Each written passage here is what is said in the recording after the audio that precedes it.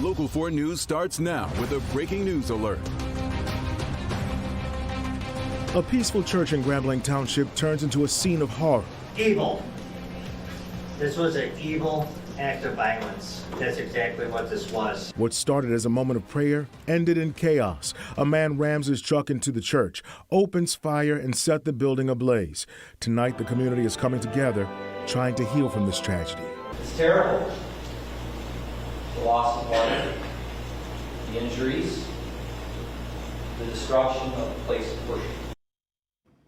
And thanks for being here. I'm Damon Fernandez. And I'm Ty Steele. It's been a really tough 48 hours for the Grand Blanc community. 4 people died, 8 others are hurt after Sunday's deadly attack. Let's catch you up on where the investigation stands this evening.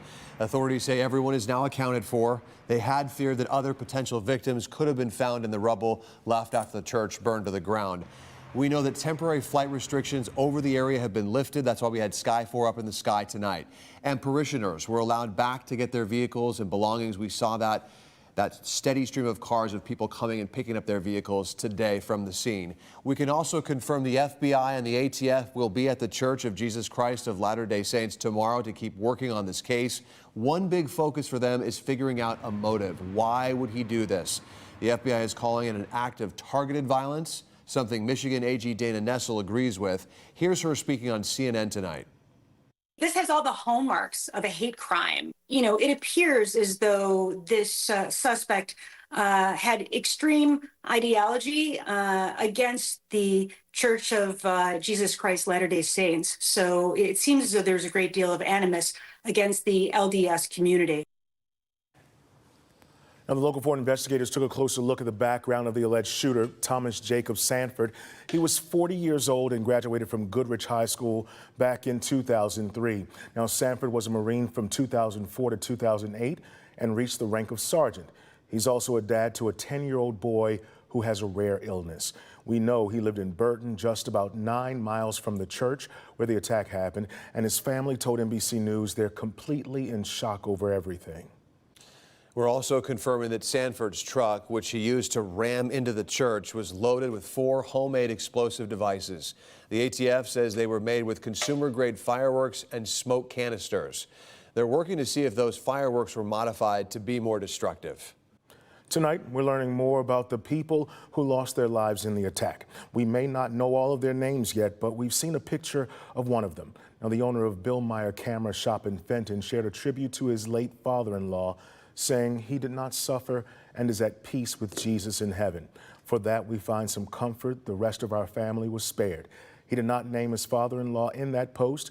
3 others also lost their lives. Among the survivors, 5 were shot, 2 remain in critical condition, and 3 suffered smoke inhalation.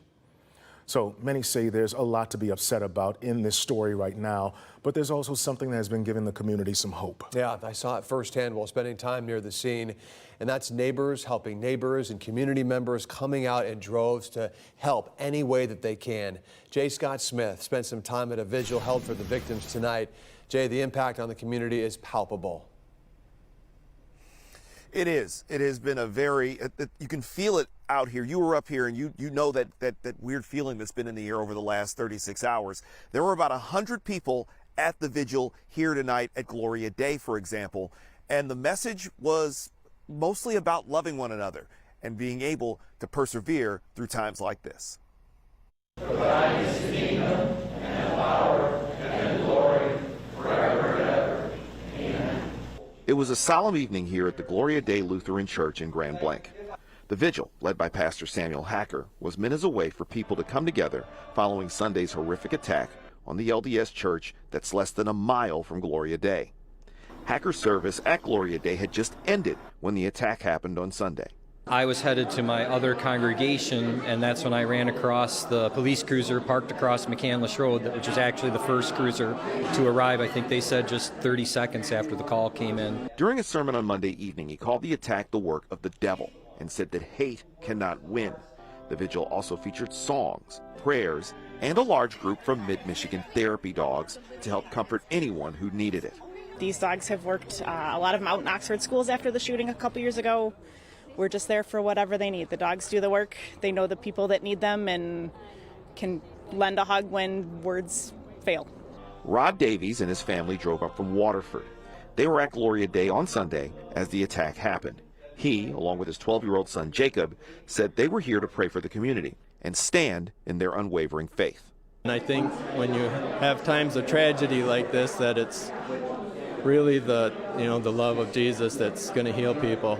Pastor Hacker admits that things are scary now, and he is looking into adding security measures to the church, but he will not let incidents like what happened on Sunday shake him from his mission. We're coming here, we're worshiping God, we're hearing from His Word, and we don't really want to live in fear.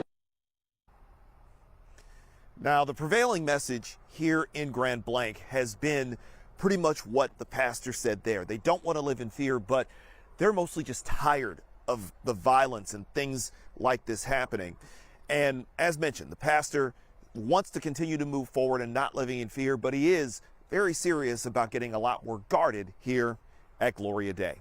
We're live in Grand Blanc. I'm Jay Scott Smith for Local 4. Jay, thank you. Yeah, there are a number of churches on that same street, the Jehovah's Witness church that I saw, another Christian church. So there's a number of places of worship along that corridor, and I met a lot of people out there that had that same thought, just tired of the violence, but they are going to persevere and carry on with their faith. Jay, thank you so much.